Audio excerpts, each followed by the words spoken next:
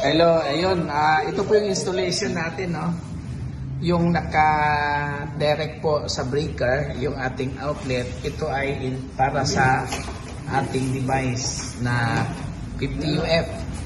So, ang installation po natin, yan, ito po yung para sa 50 UF, yan po. So, ang connection po, ito po, nasa load side po siya ng main breaker. So, parallel connection lang naman po, yan yung black na yan, na wire. Yan po, ulitin ko po, ano, parallel connection. Ayan po. Ito po yung load. Ito yung supply. Ayan. So, ito yung breaker. Okay.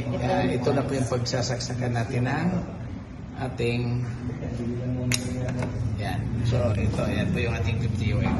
So, ayan po. No? Yan, umiilaw siya. Yung umiilaw. Ayan, nakasaksak na po dito. So, yung ating outlet, ang connection po sa main breaker ay nasa load side, supply. Parallel lang din po siya. Ayan po. Ayan. Okay po.